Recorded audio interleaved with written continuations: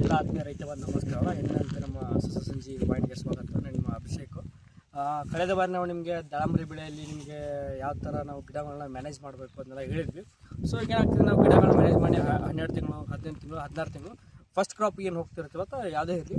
So ನಾವು ಯಾವುದೇ crop ಹೋಗೋಕ್ಕಿಂತ ಮುಂಚೆ ನಾವು ಇತ್ತೆಲ್ಲ ಸ್ಪ್ರೇ ಮಾಡಬೇಕಾಗ್ತೈತಿ. ಸೊ ಇಲ್ಲೇನಂದ್ರೆ ನಾವು ಇತ್ತೆಲ್ಲ ಮಾಡಬೇಕಾದ್ರೆ ಯಾವೆಲ್ಲ ಒಂದು ಅಂಶಗಳನ್ನ ಗಮನಿಸಬೇಕು, ಇತರ ಕಟಿಂಗ್ ಯಾವ ಥರ ಮಾಡಬೇಕು ಅದ್ರ ಬಗ್ಗೆ ನಾವು ಸ್ವಲ್ಪ ಈ ಒಂದು ವಿಡಿಯೋದಲ್ಲಿ ಮಾಹಿತಿ ಕೊಡ್ತೀನಿ. ಮೊದಲೇದಾಗಿ ಇಲ್ಲಿ ರೈತ ತಿಳ್ಕೊಬೇಕೇನಪ್ಪ ಅಂದರೆ, ಇತ್ತೆಲ್ಲಿ ಕಟಿಂಗ್ ಮಾಡಬೇಕಾದ್ರೆ ಇತರ ಕಟಿಂಗ್ ಹೆಂಗಿರ್ಬೇಕಪ್ಪ ಅಂದರೆ ಗಿಡ ಎಲ್ಲ ಫ್ರೀ ಆಗಿರ್ಬೇಕು.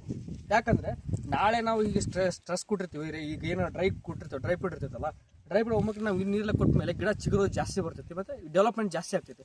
ಸೊ ಆ ಟೈಮಿಂಗ್ ಇರ್ತದೆ ಗಿಡ ಎಲ್ಲ ಖಾಲಿ ಇರ್ಬೇಕು. ಗಿಡ ಖಾಲಿ ಇದ್ದಾಗ ಏನಾಗ್ತೈತಿ, ನಮಗೆ ನಾಳೆ ಕಾಯಿ ಬರಬೇಕಾದ್ರೆ ಅಥವಾ ಏನೋ ಯಾವುದೂ ಕಾಯಿಗೆ ಡ್ಯಾಮೇಜ್ ಆಗಲ್ಲ.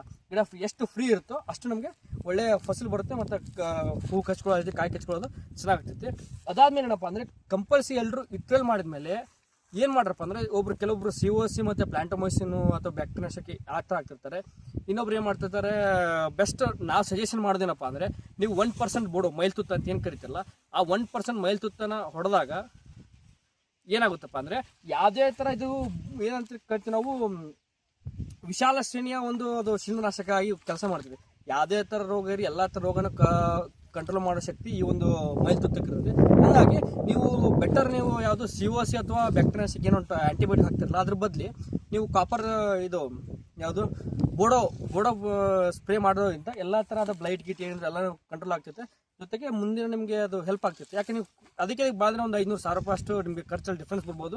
ಬಟ್ ಈ ಒಂದು 500 ರೂಪಾಯಿ ಖರ್ಚು 1000 ರೂಪಾಯಿ ಖರ್ಚು ಮಾಡೋದ್ರಿಂದ ನಿಮಗೆ ಬೇರೆ ಥರ ಎಲ್ಲ ಥರ ಲಾಭಗಳು ಇರ್ತವೆ. ಹಾಗಾಗಿ ನಾನು ರೆಕಮೆಂಡ್ ಮಾಡೋದೇನಪ್ಪ ಅಂದರೆ, ಕಂಪಲ್ಸರಿಯಾಗಿ ಎಲ್ಲರೂ ಆದಷ್ಟು ನೀವು ಬೋಡೋ ಸ್ಪ್ರೇನೇ ಹೋಗ್ರಿ ಅಂತ ಹೇಳಕ್ಕೆ ಇಷ್ಟಪಡ್ತೀನಿ. ಅದಾದ್ಮೇಲೆ ನೋಡೋದೇನಪ್ಪ ಅಂದರೆ, ಈ ಸ್ಟೆಮ್ ಇರೋದಲ್ಲ, ಸ್ಟೆಮ್ ಪೇಸ್ಟಿಂಗ್ ಮಾಡಿಕೊಡ್ರಿ. ಇದಕ್ಕೆ ರೆಡ್ ಸಾಯಿಲ್ ಪೇಸ್ಟಿಂಗ್ ಅಂತ ಬರುತ್ತೆ. ಆ ಮಣ್ಣಿಗೆ ನೀವು ಒಂದು ಮಣ್ಣು ತೊಗೊಳ್ರಿ, ಕೆಂಪು ಮಣ್ಣು, ಹಾಗೆ ಕ್ಲೋರೋ ಅದನ್ನೆಲ್ಲ ಹಾಕ್ಕೊಂಡು ಈ ಸ್ಟೆಮ್ ಪೇಸ್ಟಿಂಗ್ ಮಾಡಿರಿ. ಮತ್ತು ಇನ್ನೊಂದೇನಪ್ಪ ಅಂದರೆ, ಇಲ್ಲಿ ಸ್ಟೆಮ್ ಏನಿದೆ ನೋಡಿರಿ, ಇಲ್ಲಿ ಸುತ್ತ ಎಲ್ಲ ಫ್ರೀ ಆಗಿರ್ಬೇಕು. ಇಲ್ಲಿ ಯಾವುದೇ ಥರ ಶೂಟ್ಸ್ ಎಲ್ಲ ಬರಬಾರ್ದು, ಇದನ್ನ ಫ್ರೀ ಇಟ್ಕೊಳ್ರಿ. ಕೆಲವೊಬ್ರು ಹಾಳೆ ಸುತ್ತಿರ್ತಾರೆ, ಈ ಥರ ಹಾಳೆಲ್ಲ ಸುತ್ತಿರಬಾರ್ದು, ಎಲ್ಲ ಫ್ರೀ ಆಗಿರಲಿ. ಜೊತೆಗೆ ಯಾವುದೇ ಥರ ವಾಟರ್ ಶೂಟ್ಸ್ ಇರದೆ ನೋಡ್ಕೊಳ್ಳಿ, ಪೇಸ್ಟ್ ಮಾಡ್ಕೊಂಡು ನೀವು ಈ ಥರ ಸ್ಪ್ರೇ ಮಾಡ್ಕೋಬೋದು. ಇನ್ನೊಬ್ರು ಏನಾಗುತ್ತಪ್ಪ ಅಂದರೆ, ಕೆಲವೊಬ್ಬರು ಹೊಲಗಳಲ್ಲಿ ಎಲೆಗಳು ಚೆನ್ನಾಗಿ ಜಾಸ್ತಿ ಇರ್ತವೆ, ಮೀನ್ಸ್ ಗಿಡ ಡ್ರೈ ಆಗಿರಲ್ಲ. ಆ ಟೈಮ್ ಏನು ಮಾಡ್ಕೊಳ್ರಪ್ಪ ಅಂದರೆ, ಸ್ಟೆಪ್ ಬೈ ಸ್ಟೆಪ್ ನೀವು ಇದರಲ್ಲಿ ಅಥವಾ ಡಿಫಾಲೇಷನ್ ಮಾಡೋಕ್ಕೆ ಟ್ರೈ ಮಾಡಿರಿ.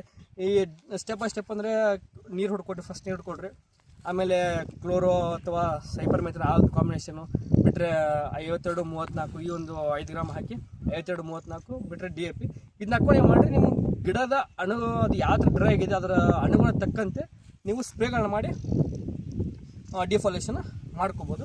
ಇಷ್ಟು ಈ ಒಂದು ಇತರ ಮತ್ತು ಇದ್ರ ಬಗ್ಗೆ ನಾನು ಮಾಹಿತಿನ ಕೊಟ್ಟಿದ್ದೀನಿ. ನಿಮ್ಗೆ ಏನಾದರೂ ಮಾಹಿತಿ ಬೇಕಾಗುತ್ತಪ್ಪ ಅಂದರೆ ನನ್ನ ನಂಬರ್ ಕೆಳಗಡೆ ಹಾಕಿರ್ತೀನಿ, ಆ ನಂಬರ್ಗೆ ನೀವು ಕಾಂಟ್ಯಾಕ್ಟ್ ಮಾಡ್ಬೋದು. ನಾನು ನಿಮಗೆ ಅದರ ಬಗ್ಗೆ ಮಾಹಿತಿನ ತಿಳಿಸ್ಕೊಡ್ತೀನಿ. ಪರ್ಸನಲಾಗಿ ತೋಟಕ್ಕೂ ವಿಸಿಟ್ ಮಾಡೋಣ. ಎಲ್ರಿಗೂ ಧನ್ಯವಾದ.